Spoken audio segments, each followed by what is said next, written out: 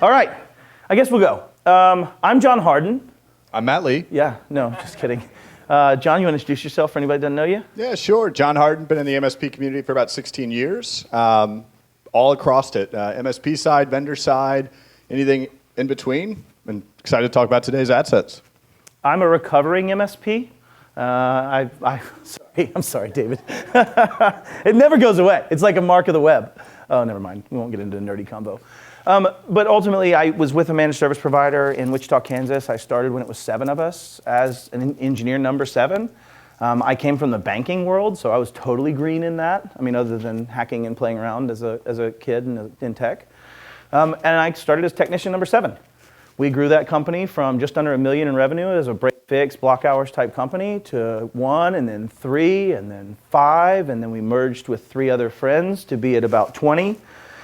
And then we grew that to 28 and 40 through natural and or acquisition as well as organic growth. And then we sold it at $40 million at 14 times EBITDA in 2021. And again last November for $620 million at 18 times EBITDA. So I keep reinvesting because I'm stupid. But I've taken a lot of chips off the table, so I'm doing okay. Well, this is actually pretty relevant. My MSP stayed at about $1 million for a very long time. Could these be correlated? Could they be correlated until I finally moved to the vendor side? Yeah, so. We're going to see. Also, just to add to that, the reason I do what I do is because during that time we bought a small company I call Voldemort out of Eastern Texas. It was a $1 million MSP, very much maybe like that. And they had their clients ransomed not once, not twice, but 3 times under our acquisition. So we bought a company that had been ransomed twice before in the last 7 months. I'm not sure why my board decided to do that. Glad to catch you with a beer afterwards and talk about it. Thank you, man. But that is why I do what I do, is going through that trauma. I don't want you to go through that trauma. I want to make sure I mention MSP 911. Is everybody familiar with MSP911.org? If not, okay, good. A couple aren't, some are. MSP911.org is myself, Robert Chaffee, Jason Slagle, and a whole bunch of other humans that are there if you ever have your worst day to guide you through that as an incident as you're going through it, as coaches. Okay. Yeah, and absolutely. I'll reinforce it. I've met some of them who have worked with MSP 911. Write it down. If you didn't raise your hand, look it up. All right, what are we here to do? We're here to understand a baseline of the right way to take an asset from cradle to grave. We're going to debate about what is an asset. I don't think it's going to be much of a debate. That's 4 hours. Yeah, that's a 4-hour debate. We've been in a 4-hour conversation of what is an asset. We won't do that to you. Much later. And then we'll look at our business problems through the MSP or through the lens of CIS for our MSPs. So you're going to walk away today. We will have a QR code if you want to follow along. Some of these slides get really dense. I'm glad you left my profit in there. Thank you. Yeah, profit. And profit, yeah. Well, we're all here for that, right? All right, I said this, so it's accurate. Anybody want to disagree with me? There's never been a data breach on something that's not an asset. Anyone? Anybody know why I believe that? Why is it always an asset if a breach happened on it? Yes, sir. What's that? Yeah, but what I'm looking for is, yeah, when you look at CIS 1.1, it says an asset, even though in this case I'm talking about physical assets, but this physical asset is an asset because it had data on it.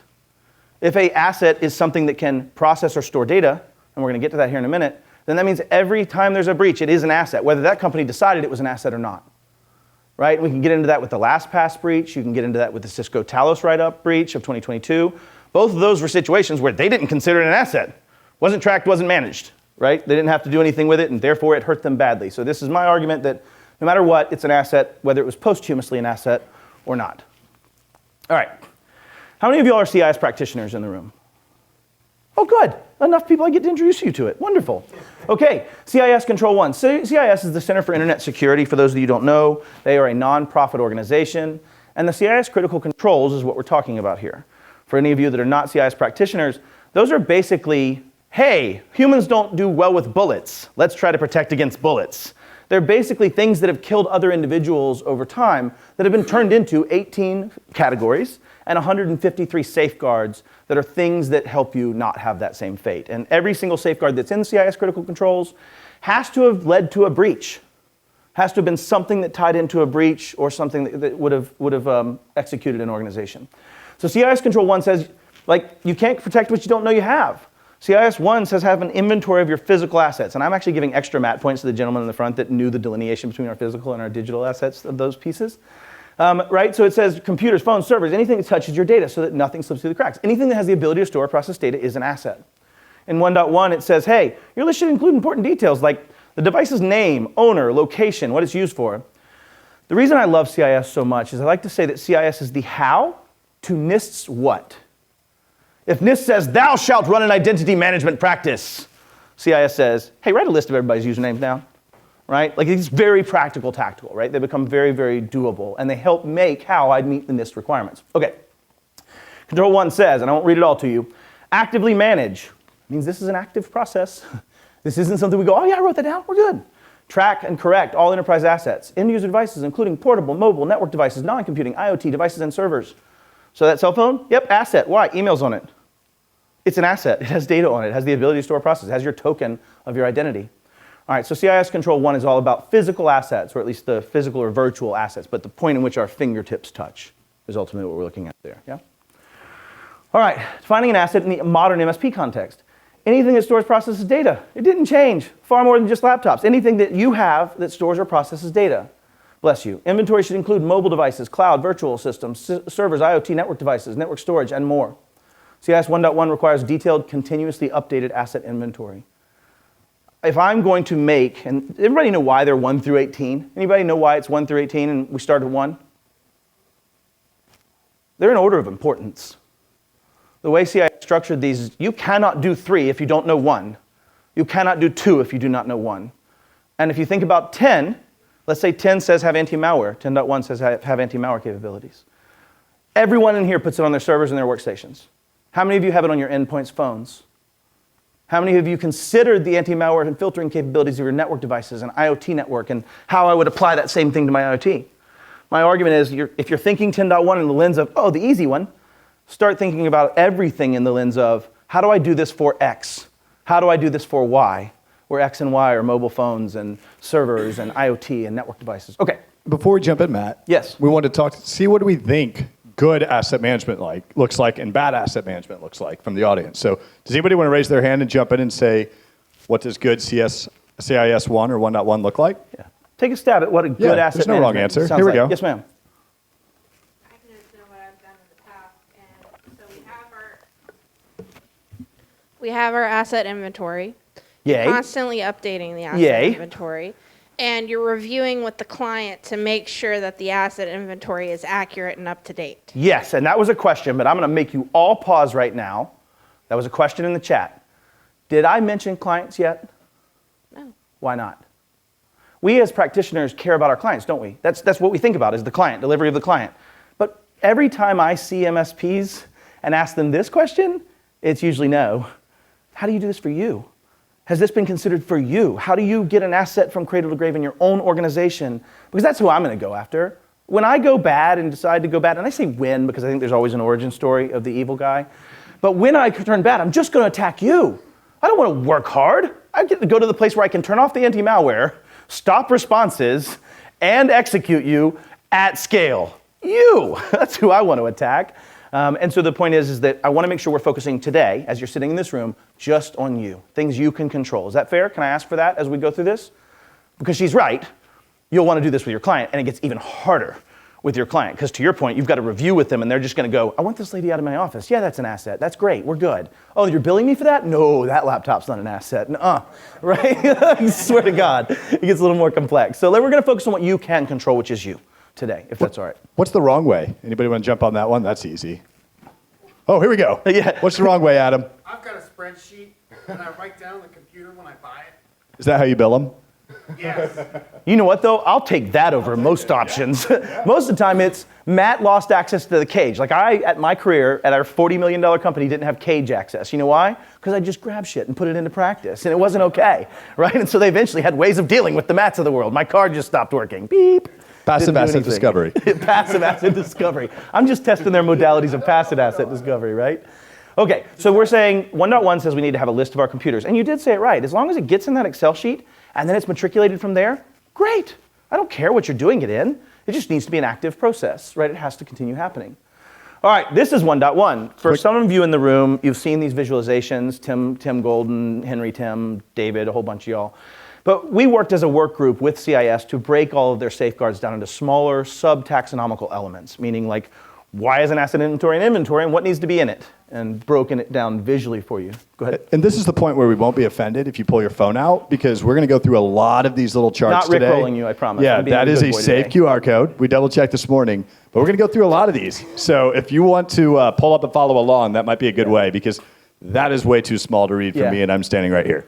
I'm trying to point out that we often will read a safeguard and go, oh, cool, I got that, but not really get into all the pieces. Like, okay, cool, am I doing that on my physical? What about my virtual machines? What about my ones that are in the cloud only? What about, right, am I capturing MAC address, name, who got it? What kind of things, like what static address? Who's the asset owner? What department does it live in? Have I approved this to connect to the network? Right, all of those things are things you're going to need to be tracking. And so even if we started in that Excel sheet, it would mean new columns, right? New things that we're needing to track, new things we're needing to manage. And as you go through this, it gives you all the things you need together, right? So we have that. Okay. We want to try to do this through a tale of good and bad, right? So we're going to go through two different multiverse timelines of an asset. Yours Try grew to walk 20 through it. million. Mine stayed at 1. Who do you think is going to cover which? Yeah, I'll cover the one that worked. We'll go with that one. And then we'll go from there. I also can't take credit for that. Matt Topper, who all you might know as well, was our head of compliance at the company that I ran in that world with him. And so a lot of this is the meeting of two brains or three or four brains. Okay, so Bella's starting to come into existence. Now, this slide says, and it seems weird because I don't think Bella's already started working. That's not how assets get assigned, right? Don't they just happen right when somebody shows up? Or okay, How early thank do you guys get tickets? So Bella's device is entered in the system. An asset hash, or the hash or some identifying information about an asset, is entered in pre-delivery. Like before Dell ships me this laptop, they've already injected that in my partner center so that I can grab that serial number and say, that's Bella's, right? So that's happening before we ever get an asset. Like as I ordered it from Dell or from Ingram or whoever you buy your stuff from, right? I'm doing and getting that hash. An asset's tracked in a singular platform automatically. So there are these fictitious platforms out there, they're not so fictitious, that you can even get an NFR. How many of you think you have less than 100 assets yourself? Less than 100 assets as an MSP? Just your Internally, MSP. Yeah, just your internally. MSP. It's going to be a good majority of you, in my opinion. Like even when I was in Integris, we had 500 and something for our 170 or so employees. Okay, so the reason I say that is there are free NFRs out there for asset trackers that you can go get. I won't name their name. You can do some pretty quick searching that are enterprise tools that do this really, really well. What would they rhyme with, Matt? No, I'm not going to put you No, on the spot. I'm not doing that. But if you want to catch me afterwards, I'd be glad to talk about it. But you should be using something that is doing this for you in your own world, in my opinion, because there are too many NFRs out there for you not to. Okay? You can look up HD more if you want to take that as a nugget to try to find where it came from. Asset is tracked in a singular platform. This means that we have like cradle-to-grave tracking of this asset. An internal ticket is made when the asset shows up. So like once it gets here, my procurement person says, hey, it's in the cage. No, Matt, you can't use your card to go get it. We'll hand it to you when you need it. But it's going to be ready in here when we show up. That's what, in my mind, the beginning of that physical asset looks like in good. How many of you feel like this is at least how you get machines in your own world? Please raise your hand and like make my heart happy. I knew you, Brandon. I believe you, buddy. Thank you. Yeah, this is the way we can get it to where we have less human failure. I always say, like, make it harder for people to do the wrong thing and easier to do the right. I'm stealing that from Chris Krebs many years ago, so I'm not going to claim that's mine. But it's ultimately, that's what I'm trying to do. I don't want somebody to have to put it in the Excel sheet. I want it to just happen. I want it to happen automatically, right? Okay, so that's what we're going to be doing. Now, Bella, in this case, says, hey, we have all this data from Intune and RMM and ticketing before it ever hits Bella's desk.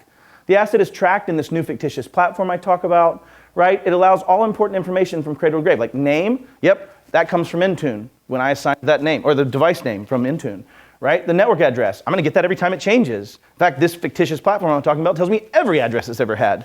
Which ones are most prevalent, how often they've been used, what kind of things do we see, right? That can all be valuable data. Network address, hardware address, the physical thumbprint of that machine unless I copy it and fake it, right? Asset owner and department. Asset approval date, like someone said this is approved. Right? That might be automatic because of the state of ordering, or you might actually have a physical check that makes a ticket and pulls out and says, is this approved? Is this okay? Right? And so the second it was assigned in Intune from the autopilot back end, and if you want to catch a cool talk about that, I'm not sure when it is, but the mechanics of autopilot that Brandon's going to go over of what's happening in the back end. But what's happening is it's setting it up for me and it knows it's mine. All right, continuing. As the device is seen on the local corporate network, an active packet scanner. What's the difference between active and passive? What does active mean? Anybody? What does an active scanner mean? I can wait a long time, I'm a teacher. Continuous, but active meaning versus passive, let's say. What's the difference between activity and passivity in regular definition without being in the computer world? Like, I could be passive aggressive to John and be like, I guess that'd work, John, if you want to do that. Please don't be active aggressive. Or I could actively go, John, you suck, right? Actively is some active action, whereas passivity, yes, sir, go. Back here. Holler it out. I'll do like I do with football kids. The left eye, they point in two different directions. Yes, that is exactly it. So in an active, I'm sending out a packet, a TCP or UDP packet, to some unknown asset at an IP address and seeing if it gives me an ACK. That's it. I'm trying to say, hey, can we connect? On which port, right? So active is an active method of sending out packets, whereas passive would be trying to find it in other ways. And we'll get into that in just a minute. So in 1.3 in CIS, it says, hey, we need to use an active discovery tool. Now, anytime you see in our charts blue, it means that CIS has actually called out a tool. They try to avoid doing that, but it happens about 12 times or so in the CIS controls. Active discovery tool. And if you notice, look at this dotted line and an arrow back to 1.1. What that means is there's data transfer happening. This active discovery tool is going to send packets out. When they come back and it says, hey, I'm a Linux machine, and I have these ports open, it's going to, ooh, MAC address, got that from the ARP table. Oh, cool, IP address, got that from the IP translation as I went to it. All right, very neat. Oh, and it has these ports open, and it's named this. I got all that from that packet response. So that's what the active scanning is doing, is gathering active information about what's around it. That doesn't work so great at Starbucks. There's some challenges there. Okay, so we have to come up with other methods. But in this case, we are doing active scanning on our network. That could be your RMM's probe, right? This could be your RMM having a probe that goes out and scans the network and says, I found a new asset. I can't install to it, or I can. All right, y'all have already done these things. We Yes, got sir. a question back here. Yep. One more time. Amen, sister. We're going to get to that. Yes, sir. 100% right. And he said He said not all assets are on the network. And this is my problem, right? Like, as you start thinking and applying CIS in today's modern world, like, hey, Starbucks, those DHCP logs, bro, you mind shipping those to me? Oh, they're hitting the one on third? No, my bad, man. My guy was in another one. No, come on. It's not going to happen. So to your point, they're not always in the network. In fact, after COVID, it changes drastically, yeah? It had already been going that way. So we're going to get to that. All right. As the asset is seen in various SaaS systems, such as endpoint, EDR, RMM, right? They're passively, the asset is updated with new additional information found from these systems. The one that I'm talking about that does have an NFR, you go put in Intune and connect it with an enterprise app. You put in an enterprise app to connect it to AD for Entra. You put in an enterprise app to connect it to SentinelOne. You put in an enterprise app, right? So all of these things allow you to collect passively from other systems so that you can see, hey, I have this asset that has SentinelOne on it. Oh, but that one doesn't show up in my asset inventory, or it's not in Intune, or and it allows you to get some cross-contextual referencing to your point of like it's not in the system, is there should be other ways we're going to find and track this asset passively. Now, I haven't mentioned one other passivity method, and I'll give bonus MAT points. They're not worth anything, they're non-transferable. But to anybody that can guess, what's the other way we do traditional passive discovery? And it's mainly for like networks that are completely air-gapped. How would we do passivity if we don't have any tools that are reaching out to the internet? What can we do? I think you just mouthed the answer in the back. Yep, capture, a packet capture. What you can also do, traditional passivity, when this was written, in its initial specificity, was written to say, grab a PCAP, upload it, make inference by ARP tables, broadcast traffic, other things, what assets might be in that packet capture. So that's the other way this is done, and the tools I'm talking about do that as well. So if you have an air-gapped network or something that can't reach the internet, you can go pull a PCAP, bring it, and then do asset updates and inventory of that asset. So, okay. So in this case, because we have an amazing Bella, and Bella's stuff has all the tools on it, she's seen in so many different systems. And in fact, what ends up happening is these asset tracking systems start making up a GUID or a UUID for each asset, meaning a unique identifier for each asset, so that it's actually its new name. So if it gets reinstalled and it stops being called Bella and starts being called John's laptop, it still knows it as its UUID fingerprint. All of the players that have built this have had to deal with that problem, specifically fingerprinting methodologies, so that they can fingerprint the asset as it goes forward. But that allows you to know when you have stuff missing. Why does Bella's laptop not have SentinelOne on it? Why does Bella's laptop not have its RMM deployed, or whatever it might be? And so you can get these kind of cross-reference gaps by making those calls and requests, okay? 1.5, use passive asset discovery. Again, they call it a tool. Anytime they call it a tool, it's pretty simple. It means it's very tech heavy. It's very tool centric, right? I say simple as a bit of summative aspect, but it means there will be a tool for it. And it says, identify all assets connected to the network, right? And they mean the physical definition of the network, or in this case, the data as a network, as we're going to get to it. Okay. Bella's story arc as the Joker begins. Now, I think you're the right guy to tell this particular story. I am here, Okay. yeah. So finally, I get a chance to jump in and share some horror stories. So how many of you have gotten a ticket the day of, or not even a ticket, like 30 minutes before somebody has to be onboarded? Yeah. This is a safe place, y'all. Yeah, this is a safe. It could be your You let last it all out. MSP. It's a safe It could be place. at your last MSP too. It doesn't have to be at your current. Yeah. 30 minutes. 30 minutes after they already started, and Yeah. they reach out and say, "Oh, she still doesn't have an extension. There's no computer." Bro, that sounds like a place of realness right now in your heart. Introducing Bella. Introducing Bella, Bad Bella. Bad Bella. So Bad Bella gets onboarded. She's the daughter of the client, or the biggest client CEO. And the laptop that was provisioned for somebody else in the an end client is now just immediately handed over to Becca after a quick wipe. That's all. Nothing else. Just a wipe, and here it is, Bella. Welcome to the company. How many of you were handed your first laptop and said, go get her, boys and girls? It was me. Have fun, boys. No setup process, no change management procedure. Just get after it. Here's the admin password. What Learn to could go join a wrong in domain. this scenario? Anybody want to jump on? What could go wrong here before we jump into it? Well, everything. Yeah. But what all things can you think of? I have one, like inventory control could be a problem if you're not managing that well. It's installed, you don't know where it's supposed to be or what it's going. Yep. You grab it that quickly, it could have been intended for a whole other client. Yep. With a golden image on it for that Yeah, client, exactly. or potentially all kinds of Some things, right? credentials. And certainly not yours in this case. Yeah. What else? What else can go wrong here? What happens if a user is setting up their own device? Are they always going to? I mean, I'll ask you this, John. Why do you still have a laptop that has glued keys for your arrow buttons? Tell me the real answer you said to me before. Because at this point, I've had it for 5 years. I'm not going to give you the real. That's not the one I'm asking for. You know which one I'm asking for. Well, because it came in with an acquisition and still has all the stuff I need on it to get my job done. And none of the restrictions coming with the acquisition today. And I'm sorry, I'm calling No. my man out on stage. I apologize. It's not nice. But the point is that we often make decisions for ourselves that make our job easier because we care. Yep. We want to serve our client. When I told my technicians, like I thought I was going to get shot. But when I told 170 of you that I was taking away local admin rights, you couldn't write scripts anymore, how would you have responded to me after that email? It wouldn't have been a love story, would it? Right? And it was me saying, we have to take control of this. We have to deal with this. And I'm going to give you new means, and they might suck initially, but we're going to get you where you need to be. But that wasn't a popular conversation. Why? Because we care about our clients. We just want to get the job done. I don't want to make them angry. I want to make their life work. And if that means I have to have the things I need right now, by God, I'm the smart guy, I can do it. And that plays out quite often. So in that case, I think Bella would give herself more permissions. She would install things that she wants to install, right? And instead of having to call- Yeah, sorry. A little Johnny foreshadowing we might be at.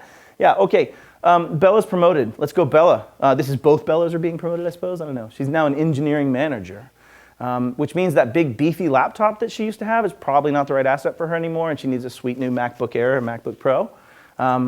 And so Bella's laptop is reprovisioned. Sorry, I'm so sorry. I just made the conversion, so I'm trying to make it sit, you know what I mean, like in my own heart. Just accept it. I'm trying so hard. I'm doing the gestures thing and everything. I feel so fancy. Bella's promoted and her laptop moves to a new user and the platform tracks the handoff seamlessly. Yeah, like you just go into Intune and say, this is now Bella's, and the back-end connections of that passivity start to realize that information. The Sentinel-1 now starts reporting that Bella's signed into this machine. Intune and Autopilot are saying it's assigned to Bella. And even better, this fictitious platform knows, and I don't sell this platform, it's totally free, I'm not affiliated, so I'm just not trying to say their name. But it then knows that that person moved assets to another human. It can track that. You can search for Doug's name, and that asset comes up. And importantly, date timestamps of when everything happened. Yeah, like as if you were assessed on it, you could show evidence, right, that you're collecting. Simple autopilot wipe and reset. I say simple, you'll get to hear about the APIs behind the scenes and what that actually looks like. It's going to be ugly, giant JSON, it's beautiful. Reassignment and automatically updates the asset inventory, including the date and timestamps between those employees, as John said. All right. Oh blank, the other Bella got promoted too. Good for Bella. Which, by the way, thank you, GPT, for the graphics. They're Yeah. wonderful. When a company doesn't grow, she can grow right along with it. Touche. So the device Bella got now has a bunch of stuff installed on it because she had admin rights because the thing was wiped and just quickly sent over. We never CIS 5.4, which we'll get into. CIS 5.4. I hope Doug doesn't mind malware. Nothing was ever updated in the asset management system, so we really still don't know anything about when this handoff occurred. We don't know the timestamps of when it occurred. We don't know who it came and to who it went. All that software that was installed on there, because we never had anything actually tracking the installed software. CIS Control 2, we'll get there. Yep. We'll never know. And then automated logging, as if we're foreshadowing to an event where logging is required, is not going to happen. Quick, who knows what control logging is covered under? Which macro control family category? Come on, It Henry. comes with map points. It does. Control 8. Yep, 8 is your... I like to say 8's when the dead body's on the table. That's mainly what it's good for, is the autopsy. If you haven't done an 8, then you won't autopsy well. I say that too. Yeah, that's exactly it. Yeah, you're like, It's a man, thing those to- it's a- cadavers are a problem it's a thing without to logs. say. Yeah, it's a real problem, as one does. All right, so in this case, it's basically just whatever the person decided to install. How many of you are familiar with redline malware or info stealers at all? Have you heard of info stealers? Yeah, a couple. There are programs out there called info stealers. One of the most notable was redline malware. There's new ones that have come out since redline was taken down by the feds last year. But ultimately, they don't even require any admin privileges. I just want to let that sink in. Like, those types of info stealers that steal passwords, session cookies, tokens, information out of your browser do not require admin privileges. Okay, just let that land for anybody here. So I learned that the other day. That was a blast. All right, 5.4. We talked about having local admin privileges. The reason I wanted to take away local admin privileges, does anybody have a guess why taking away local admin privileges is so effective for stopping threat actors? Anybody want to take a stab? Yeah, Brandon? People love to click on links. Yes, but give me more. You had your hand up, ma'am? They don't have admin access to install things or run anything, or They don't have privilege. they're not able to do anything. Yeah. What does that help with? I know it stops stuff from being run, but it also means a threat actor has to do something, don't they? They have to put in a password. Or they have to escalate. They have to try to get past these restrictions, and which means noise, lots of noise. Yeah. If I land on a machine that has administrative access within an Active Directory domain, I win, period. Period. If I have line of sight to your domain controller, I win, period. At the end of the day. LLMR poisoning, a whole host of things I can do that are very, very effective to get hashes from you so that I can go cracks them. And if you use weak passwords, I wins. So ultimately, the reason you take away local admin rights is it means that I have to have things that I'm going to do first to lateralize. I must first escalate priv. And if I have to escalate priv, you have a much higher chance of catching me doing so. Does that make sense? Also, all the things you mentioned, can't install things, right? There's a lot of great abuse of Screen Connect right now. I can install Screen Connect and destroy your world, right? And so it's that kind of point where if you don't have admin, I have a much limited blast radius by comparison to what I would find if I have admin. I'm going to win. I'm going to expand and win also, and I'm not even a great hacker. All right, 5.4, restrict administrative privileges to dedicated admin accounts. This means that if you are administrator on your local machine, you have broken this because you're probably doing internet browsing from that machine. And you're probably doing normal day-to-day functions. Why that part? Anybody? Why did they add in this where you do day-to-day functions in here? Why? Why do you think that came up? That's where I'm going to attack you. I'm going to send you that wonderful Starbucks gift card, right? I'm going to get you where your fingertips land. And that means that endpoint where you're an administrator is where you're doing your day-to-day browsing. In order to reduce that impact, they say, when you use your admin account, don't go search the web on it. Don't go download tools on it. Now, that takes this past this spirit, right? Because now we're saying, wait a minute. Now my admin shouldn't do those day-to-day functions. Yeah, and we're going to get even deeper if you follow into later CIS controls, which we won't go over today, of saying you need a dedicated hardware for it, right, with a secure administrative workstation in later time. Okay, but the point is, we're taking away Bella's local admin rights because Bella, the other bad Bella, has the ability to install anything she wants. Okay, looks like we've got bad stuff happening. There's been a theft. There's been a theft. All right, Doug, good old Doug, it's always Doug. Always Went to a Doug. baseball game and left his car unlocked. And it doesn't matter. Could have been a shattered window. We just wanted to make Doug feel worse. Doug loses the laptop at the game. Muggers love MSPs with poor asset tracking. Because we had a detailed asset inventory and detailed records and configuration management, we know this device was encrypted, right? So this is in our good story. And in 4.1, yeah, go. Well, go ahead and Bless you. finish. You're good. So in 4.1, we had an asset inventory But CIS 4.1 says have a configuration management process. Have a way to make sure that these devices are always configured the same way. Right? That's the point of 4.1. And 4.1 has an extensibility of 3.6 that says, hey, make sure the device is encrypted with BitLocker, FileVault, or dmcrypt for Linux. Now, if we followed all of these things, Yeah. is this a security incident? It's an event, in my mind, not an incident. Okay. All right? So the difference between an event and an incident is one's more escalated, right? An incident gets closer to being a breach or has something we have to at least document, figure out exactly what happened, do root cause analysis. But in this case, it's not. Anybody familiar with the term cryptographic shredding? Yes? What? Give me a poke at it. What is it? So you're just going to make sure that any data that is encrypted is not transferable. It's always destroyed in a way that it can't be recovered. Non-reversible encryption. Yeah, true. And it's kind of like this. Have you ever heard I'm going to put you in jail and throw away the key? Throwing away the key is the bitch, because now you're not getting fed, you're not getting out, nobody's coming back, see ya. So cryptographic shredding is this concept of if the things you said are true, which is non-reversible encryption, it was encrypted at the time of loss, we know those things to be true.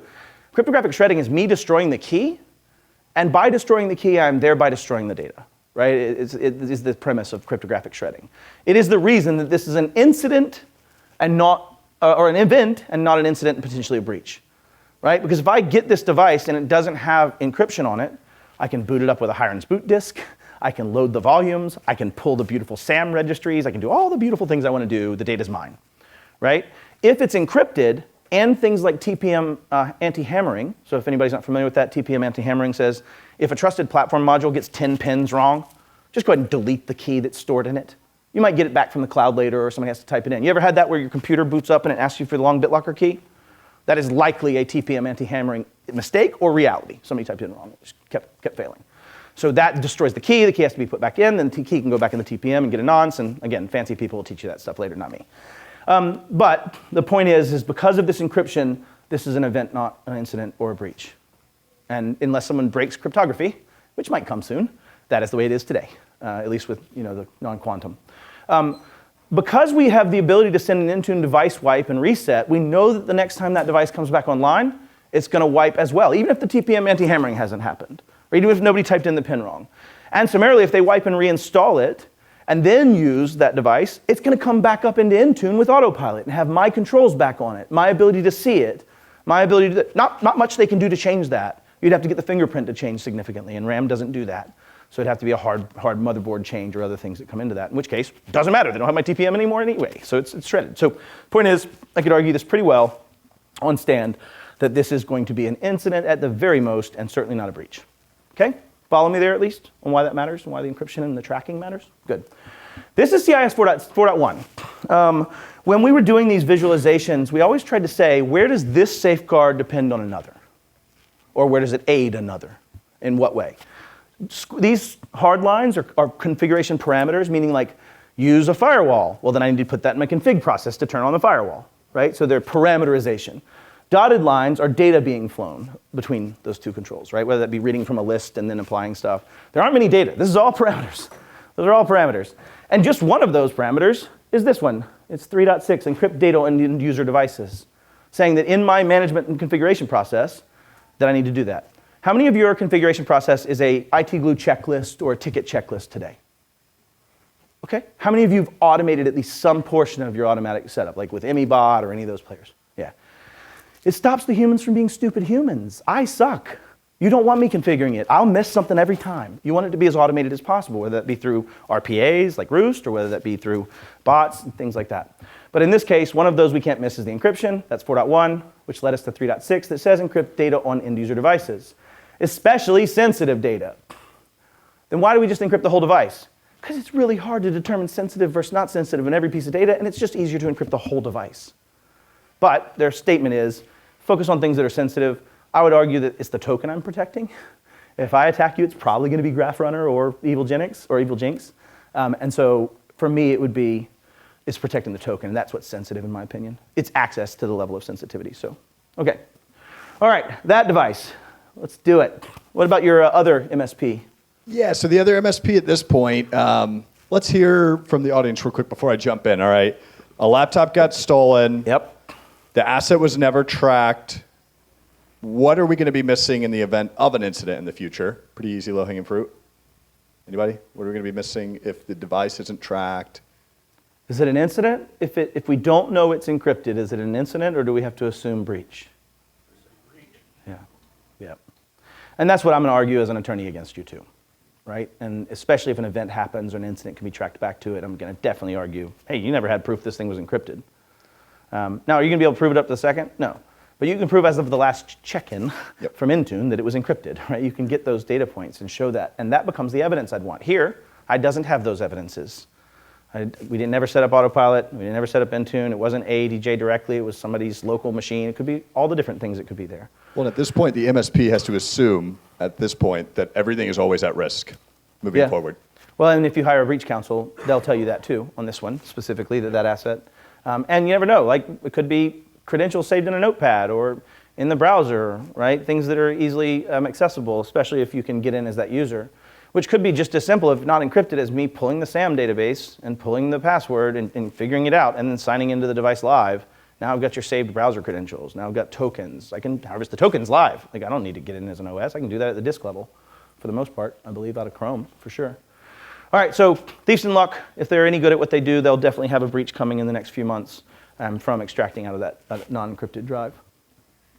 Okay, Bella's MSP matures. She gets promoted again, and she starts thinking, because Bella's one to do that. And Bella says, hey, I wonder if data is what matters. I wonder if as practitioners we've focused on the things that are common to us and we think about it from the device endpoint, but what if we looked at the data first? What if instead of looking at hardware first, we said, where's all our data? I'm going to have to call my Brian Blakely internal self here. Where's the data and what matters? How does the data flow? Those things might be important to Bella as to what is an asset. And if I did do that flow, what would I uncover? Like, if I started looking at where the data goes and comes from and looks and lives at, I might find other things. I might think about the storage devices in the local office. I might think about the network devices that I ride upon. I might start thinking about all the other places that data flows and considering them assets, right? How many of you track assets besides endpoints and desktops and servers? How many of you track network? What about IoT in your own environment? Okay, a lot of you. Good, very good. That's the bare minimum, in my opinion, is getting all of those asset classes they talk about, having some method of finding those things. What else do you track for the people that had their hands up? SaaS. Good. SaaS. That gets into 2. We'll talk about that here in a minute. Yeah, Tim? Humans, yep, the human identities. What about non-human identities? We'll get into that in 5. We're not going to get to 5 days, boys. Brandon? Service accounts, yep, that again falls in the 5 side of things, right? Control 5, which we're not going to get too much to today. But yeah, anything that can store or process data, y'all, like it really does come down to what VLAN is my IoT VLAN, what assets are there, right? How do I handle managing those assets and protecting them? Like IoT, you can't put an agent on usually. So how do you handle anti-malware for IoT? Network level. Right? So you have to get into those type of things and talk about how you're solving them. And apparently I'm just going to put that in my pocket. I don't care. All right. Very good. Okay. What about Bello and MDM? How about mobile phones? BYOB policy, right? Where do we talk about MAM as opposed to MDM, especially on devices that are BYOD devices? And so we need to think of those software assets sometimes irrespective of the hardware asset, right? Like I need to track this Microsoft Outlook on this device name. That's not enough. What about smart devices? You would have cut it. Printers, things of that nature. Okay, but as she starts going down this journey, and as Bella starts saying, well, I need to look at the data, she's forced to look at the software assets first, right? She has to go, well, what software are my people using? So here comes control 2, like what software is installed. Also, web apps that are in use, SSO logs. How many of you read JP Morgan Chase's CISO open letter to the world on Friday? You did, Tim? Nerd. Brian, nerd, of course. It's so good. It's really screaming at these vendors about the impacts of SaaS in our life and the impacts of the shared responsibility matrix. And it's just a wonderful open letter. I would encourage you to go read it. It is probably the right focus on security right now in most cases around supply chain. All right. It's like the enterprise just all of a sudden woke up and said, shit, there's SaaS. I'm like, I don't know. Anyways, side tangent, but it's blowing my mind. Okay, control 2, actively manage. That sounds a lot like 1. Track, inventory, and correct all software, OSs and applications on the network so that only authorized software is installed and can execute, and the unauthorized and unmanaged software is found and prevented for installation or execution. Does this include SaaS, yes or no? How many think yes? Raise your hand. Yeah, thank you. It is yes. I'm not even going to go for the no. Yeah, they don't necessarily say it, and you have to remember when this time happened, right? CIS 8.0 and 8.1's revisions are largely tied to 8, And that was 2020, right? So something like that when that was, I mean, we're working on 9 now, but the 8 piece of this didn't really talk about SaaS in the same way. And it was probably due to prevalence by definition, right? By comparison to today, how much more SaaS is used in the enterprise. So the lost laptop led to a security event. So we found this security event from losing that one because we didn't know if it was encrypted, right? And unfortunately, because it was not recoverable, the business actually suffered from it. I actually have met with an MSP that no longer exists now, right? So in an ERT, we take cases. We've taken 17 cases over the last 2 years of MSPs that have been fully pwned or their clients have been fully pwned through their actions. Of that, there is one that doesn't exist. She called us in November of 2024 and told us that they had a Citrix server exposed to the internet that they hosted their client stuff on. That Citrix server wasn't patched, and it was a pretty quick non-patch to 0-day use. I mean, it was 4 or 5 days. And then by the time they had called us, I said, okay, how are the servers right now? What are we doing? Oh, we're all back up and running. What do you mean we're all back up and running? Oh, we just restored everything. We're good. Well, did you do any forensics investigation or capture? Do you have a VHD or any of the quiesced memory or any of those things? I've got this one kid, and he's wicked sharp. And he said it's good, no problems. I'm like, did you do any footholds or root cause analysis discovery or how the threat actor got in or when they got in before you restored? We'll get back to you. Do you have any insurance? No, we don't. Okay. Worked through it for a little while, lost track of them. They stopped responding as we followed them. And she called us right at the beginning of, so this would have been 2023, right at the end of 2024. So a year later, she called crying and wanted to tell her story. And she said, I had doctors and attorneys, and even though Canada's not super litigious, they sued me. I had no protections. They actually had breaches that came out of this, and threat actors were ransoming them for the data. It was so rough because she's crying, and she's like, I don't have any employees, I don't have any clients, but I'm going to start again next year and build this back up. To add insult to injury, she had spent her retirement money, $2 million of her retirement money, to buy this MSP 4 years before. So my point is that while we're giving you a bit of farce in this incident, there are MSPs that just don't recover. They've made a mistake, they make the wrong decisions in cascadement, and they don't recover. Okay, so this is what we're here to share. All the CIS controls are there to protect you. If you're not familiar, Ohio in 2018 passed as the first state in the United States to pass a safe harbor clause. Anybody familiar with safe harbor? What does safe harbor mean? Anybody? Tim? What's safe harbor mean? I am. When you're able to build defensibility in your MSP and have due diligence and Do care, yep. you're doing shit to get better, Yeah. not complaining or whatever. Well, is it reasonable you can do everything all at once? Can you start from right now and shut up, Tim? Get out of here. Get out. It's not reasonable that you can do all this at once, right? You're going to have to build through it. So reasonableness is built in following frameworks. In the Ohio law, they say if you can show reasonable adherence to a cybersecurity framework at the time of your breach, your liability can be limited to 0. Now, since then, 4 more states have passed. I think it's Tennessee and a few others. And 26 states have the exact same legislature playing out in their own space right now of saying, if you at least, what's that? Florida too. Yeah, that's true. Florida's was less teeth, if I remember. It was like a limitation, not full limitation. But the point is that all of these states are now starting to say, maybe if we follow reasonable practices, like saying, hey, this is why I do what I do, is because I'm doing 1.3, 1.5, 5.4, right? It now shows that I at least was trying to do the due care that Tim mentioned, and I can be limited in my liability of what people can sue me for. This comes into real value. It's called an active defense, which means if I'm being sued even for privacy things, where the metric of loss is simple loss, not what you did, I might have an active defense for that in several states. Anyways, just side tangent of why we follow frameworks, why I believe in them so much. All right, let's bring it home. Visibility is foundational. I believe that asset visibility, prevention, detection, and recovery depend on it. If I don't know I have an asset, I can die from it. I'd love for you all to come to one of my workshops that I do throughout the year where I break down breaches from the modern breaches and then talk about how the CIS safeguards failed. I have the group work through this. One of them that I did just recently was the Cisco Talos write-up of the Cisco breach of November of 2022. And in that, they say that this person stored their credentials, their work credentials, in their personal Gmail account at home, presumably. They might have done it at work too. I don't know if y'all have your work browser and your personal browser in the same sign-in session. Don't say yes. You're definitely not saying yes. But the point is, this person took it and they came from an asset at home, and they gained access to it, and the threat actor was able to come into the VPN. Same thing with LastPass. LastPass had a developer working from a machine running 5 versions out of date Plex server that had a authenticated remote code execution and a default password.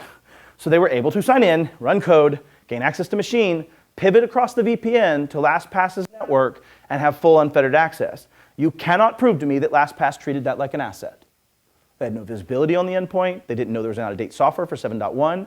So my argument is if you're not doing 1.1, 2.1, and 3.2 well, you will not do well at the rest of them. Or at least you'll be at the degree of dependency on which things you focused on or thought about, if that makes sense.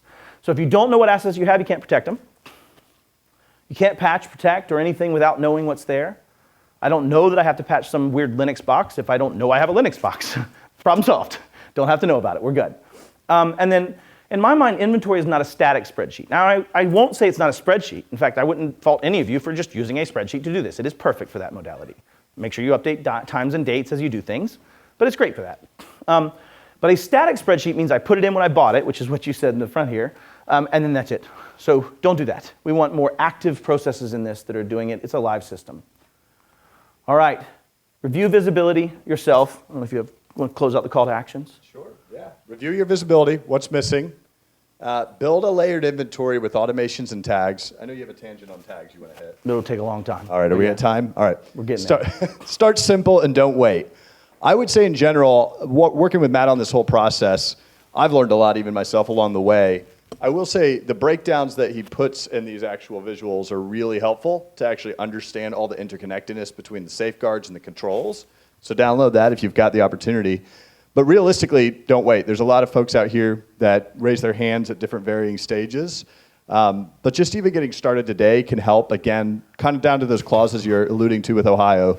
Just proving that you're moving the needle a little bit forward is probably your best next step.